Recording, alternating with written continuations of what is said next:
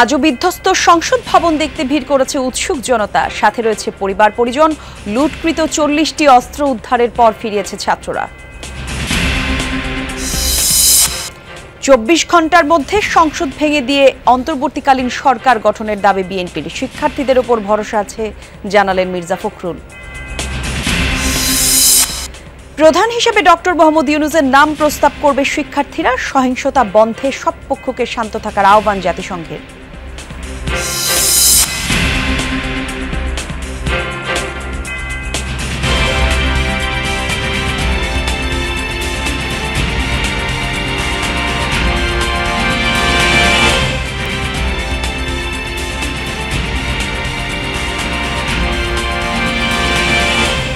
যমুনা নিউজে আমন্ত্রণ। দর্শক, আপনাদের সঙ্গে আমি জান্নাতুল কলি আছি। সংবাদের শিরোনাম দেখছিলেন এতক্ষণ।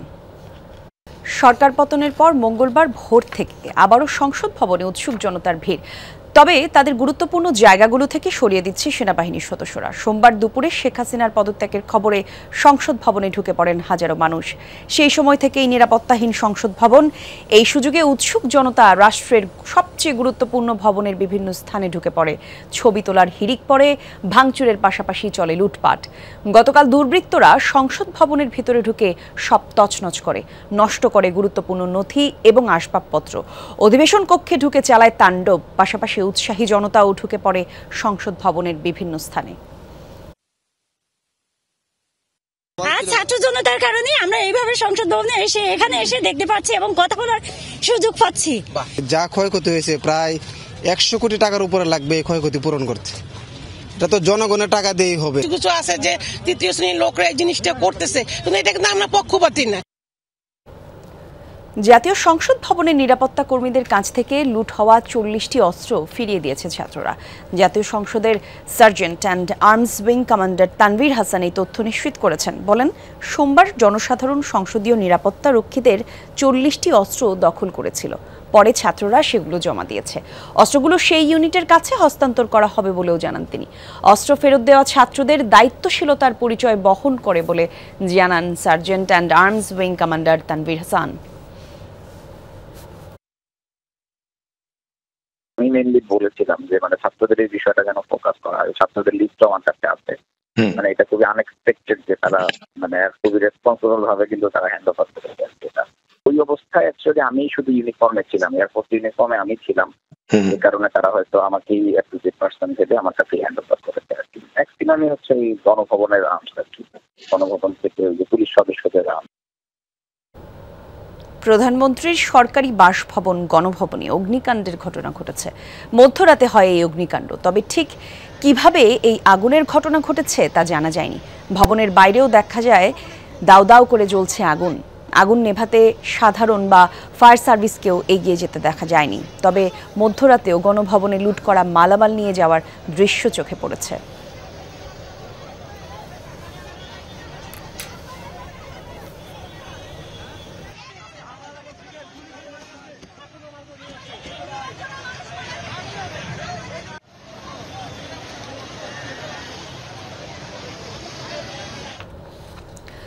সংসদ ভেঙে দিয়ে রাষ্ট্রপতিকে 24 ঘন্টার মধ্যে অন্তর্বর্তীকালীন নিরপেক্ষ সরকার গঠনের আহ্বান জানিয়েছেন বিএনপি মহাসচিব মির্জা ফখরুল ইসলাম আলমগীর।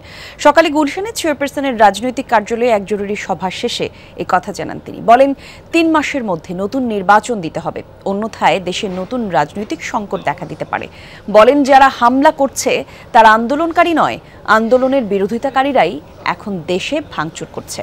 দেশবাসীকে প্রতিহিংসা বা প্রতিশোধ পরায়ণ না হওয়ার আহ্বান জানান তিনি। সবাইকে ধৈর্য ধরে বিজয়কে সুসংহত করা জরুরি, এমনটাও জানান তিনি। যারা বুকের রক্ত দিয়ে বিজয় ছিনিয়ে এনেছে তাদের অভিবাদন জানান ফখরুল। বলেন, শিক্ষার্থীদের উপর ভরসা আছে বিএনপির। আমরা দুঃখ প্রকাশ করছি যারা এখন এই বিভিন্ন প্রতিষ্ঠানে প্রতিশোধমূলকভাবে অগ্নিসংযোগ করছেন, লুটপাট করছেন, বাড়িঘরে হামলা করছেন। এটা দয়া করে অবিলম্বে এই মুহূর্ত থেকে বন্ধ করুন। অন্তর্বর্তীকালীন সরকারের প্রধান উপদেষ্টা হিসেবে নোবেল বিজয়ী ডক্টর মোহাম্মদ ইউনূসের নাম প্রস্তাব করা হবে বলে জানিয়েছেন বৈষম্য বিরোধী ছাত্র আন্দোলনের সমন্বয়ক নাহিদ ইসলাম। সামাজিক যোগাযোগ মাধ্যমে পোস্ট করা একটি ভিডিওতে এই কথা জানান তিনি। এ সময় নাহিদ বলেন, ছাত্র জনতার সফল অভ্যুত্থানের পর ফ্যাসিস্ট ও তার দোসররা দেশ জুড়ে নৈরাজ্য করছে। ছাত্র জনতার অভ্যুত্থান নস্যাৎ করার জন্যই পরিকল্পিতভাবে এসব ঘটনা ঘটানো হচ্ছে বলে অভিযোগ করেন তিনি।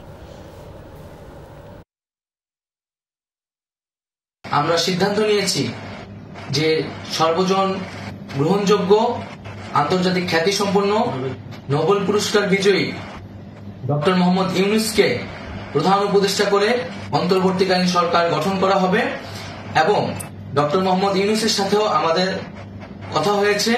তিনি ছাত্র জনতার আহ্বানে বাংলাদেশকে রক্ষা করতে এই গুরু দায়িত্ব নিতে সম্মত হয়েছে। আমরা সকালের মধ্যেই আমরা এই সরকার গঠনের প্রক্রিয়া দেখতে চাই। বাংলাদেশের অন্তর্বর্তীকালীন সরকার গঠনের প্রক্রিয়াকে স্বাগত জানিয়েছে যুক্তরাষ্ট্র। সহিংসতা বন্ধে সব পক্ষকে শান্ত থাকার আহ্বান জানিয়েছে ওয়াশিংটন। নিয়মিত ব্রিফিংয়ে এমনটাই জানিয়েছেন মার্কিন পররাষ্ট্র দপ্তরের মুখপাত্র ম্যাথিউ মিলার। বাংলাদেশের প্রধানমন্ত্রী শেখ হাসিনা পদত্যাগ করেছেন। আমরা বাংলাদেশের পরিস্থিতি গভীরভাবে পর্যবেক্ষণ করছি। সহিংসতা পরিহারের জন্য আমরা সব পক্ষের প্রতি আহ্বান জানাচ্ছি। বাংলাদেশে অন্তর্বর্তী সরকার গঠনের যে প্রক্রিয়া শুরু হয়েছে তাতে আমাদের সমর্থন রয়েছে। বাংলাদেশের নাগরিকদের সংযত আচরণ করার আহ্বান জানিয়েছেন জাতিসংঘ। সোমবার এক বিবৃতিতে কথা জানান মহাসচিবের মুখপাত্র ফারহান হক। বাংলাদেশের বর্তমান পরিস্থিতি নিবিড়ভাবে পর্যবেক্ষণ করা হচ্ছে। সব পক্ষকে শান্ত হওয়ার এবং সংযত আচরণের আহ্বান জানাচ্ছে জাতিসংঘ। এখনো যারা রাজপথে রয়েছেন তাদের ও রাষ্ট্রীয় সম্পদের নিরাপত্তা নিশ্চিতে দেশটির নিরাপত্তা বাহিনীকে প্রয়োজনীয় পদক্ষেপ নেয়ার অনুরোধ করছে। মানবাধিকার যাতে লঙ্ঘন না হয় সেদিকে বিশেষ মনোযোগ দিতে হবে। আজ থেকে শুরু হয়েছে সচিবালয়ের কার্যক্রম। সচিবালয়ে সকাল থেকে আছেন আমাদের সহকর্মী নূনবী সরকার। যাচ্ছি তার কাছে। নূনবী, একটু জানাবেন, সকাল থেকেই আপনি আছেন সচিবালয় প্রাঙ্গণে। বেলা বাড়ার সাথে সাথে অবস্থার পরিবর্তন ঘটলো কিনা, সার্বিক চিত্র কেমন দেখতে পাচ্ছেন, কেমন চলছে কার্যক্রম, একটু জানাবেন।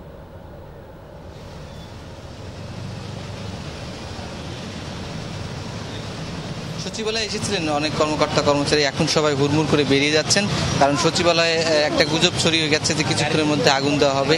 এই কারণে আমি যদি আপনাকে ছবিগুলো দেখুন, যে যেভাবে পারছে বেরিয়ে যাচ্ছে। সাধারণ ছুটি ঘোষণা করেছে, কে করেছে কেউ কিছু জানে না। আপনারা কেন বেরিয়ে যাচ্ছেন? আপনাদের অফিসটাই বেরিয়ে যাচ্ছে। আমি বেরোচ্ছি না। আপনারা সব বেরিয়ে যাচ্ছেন কেন? আমরা আরেকটু কথা বলার চেষ্টা করি। বেরিয়ে যাচ্ছেন কেন আপনারা? বুঝতে পারতেছি না আসলে বুঝতে পারতেছি না কি হয়েছে। আমাদেরকে অফিস তো খোলা, কিন্তু উপর থেকে বলা হয়েছে যে আপনারা চলে যান। সবাই চলে যাচ্ছে, তাই আমরা চলে যাচ্ছি। এই না এরকম কোনো প্যানিক নেই, বলা হচ্ছে যে সবাই চলে যাচ্ছে। কেন চলে যাচ্ছে আসলে বুঝতে পারতেছি না।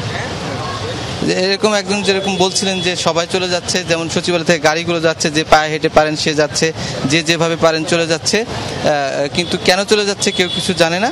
তবে আমরা যতটুকু জেনেছি যে এখানে আগুন লাগানো হতে পারে এরকম একটি গুজব ছড়িয়ে গেছে, কারণ দেশের এই পরিস্থিতি সবার মধ্যে এক ধরনের অনাস্থা আছে তারা বলছেন, মানে সব নিরাপত্তার সংখ্যার কথা তারা বলছেন। এই কারণে এখানে এরকম প্যানিক তৈরি হয়েছে। সব কিছু মিলিয়ে সচিবালয় আজকে শুরু হয়েছিল, কালকে সরকারি যে ঘোষণার পরে এখন সবাই আবার চলে যাচ্ছেন। তো কেন যাচ্ছেন আসলে কেউ সত্যি করে কিছু বলছেন না। আবার আমরা যে সচিবদের কাছে যাব, মন্ত্রীরা তো নেই, তারাও ঠিকঠাক মতো কোনো তথ্য দিচ্ছেন না। ধন্যবাদ আপনাকে নূনবী। স্বাভাবিক হতে শুরু করেছে রাজধানীর জনজীবন। সকাল থেকে রাজধানীর বিভিন্ন স্থানে মানুষ এবং যানবাহনের চলাচল দেখা যায়, তবে গণপরিবহনের দেখা মেলেনি সকালে। রাজধানীর বিভিন্ন সড়কে আধিক্য ছিল রিকশা আর সিএনজি, একই সাথে ব্যক্তিগত যানবাহনের। অনেকে গাড়ি না পেয়ে হেঁটেই গন্তব্যে পৌঁছান। তবে রাজধানীর নানা স্থানে শেখ হাসিনার পদত্যাগের পর সহিংসতার ছাপ বেশ স্পষ্ট। সড়কে বের হওয়া নাগরিকদের মধ্যেও রয়েছে আতঙ্কের ছাপ।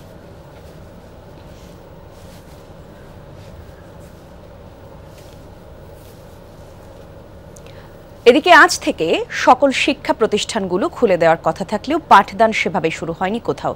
শিক্ষার্থী শূন্য বেশিরভাগ ক্লাসরুম, বিদ্যালয় প্রাঙ্গণও ফাঁকা। শিক্ষকদের মতে এখনও কাটেনি আতঙ্ক শিক্ষার্থীদের এবং অভিভাবকদের মাঝে, তাই শিক্ষার্থীদের উপস্থিতি নেই। এছাড়াও শিক্ষকরা বলছেন এরই মধ্যে ক্লাসরুম এবং বিদ্যালয় প্রাঙ্গণ প্রস্তুত করা হয়েছে।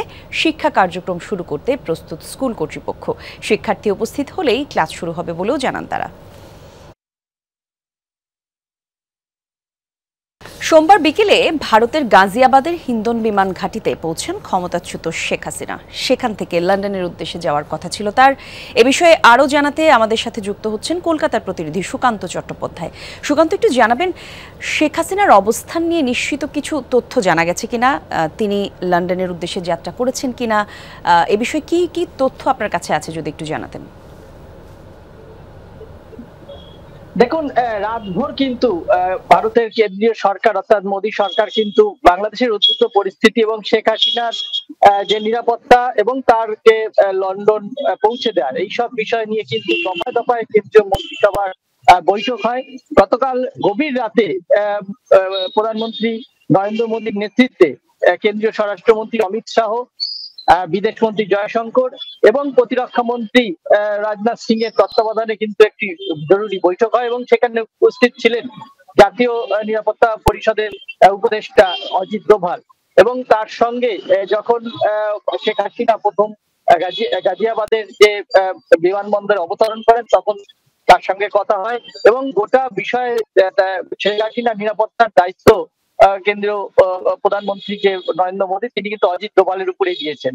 এবং সর্বশেষ পরিস্থিতি যেহেতু বাংলাদেশে প্রচুর ভারতীয় যে ছাত্রছাত্রী যারা পড়তে গিয়েছেন এবং ব্যবসায়িক কাজে যারা আটকে পড়েছেন, এমন প্রায় 11 থেকে 12,000 মানুষ রয়েছেন, তাদেরকে দেশে ফিরিয়ে নিয়ে আসার কিন্তু জন্য কিছুক্ষণ আগেই কিন্তু দিল্লিতে জরুরি ভিত্তিতে সর্বদলীয় বৈঠক বসেছে এবং সেখানে রাহুল গান্ধী থেকে শুরু করে সমস্ত দলের তৃণমূলের সুদীপ বন্দ্যোপাধ্যায় এবং কেন্দ্রীয় স্বরাষ্ট্রমন্ত্রী থেকে শুরু করে সবাই কিন্তু রয়েছেন যে সুস্থভাবে তাদেরকে দেশে ফেরানো এবং বাংলাদেশের উদ্ভূত পরিস্থিতি নজর রাখায় কিন্তু এখন এই সর্বদলীয় বৈঠকের সিদ্ধান্ত কি হয় সেটাই এখন দেখার।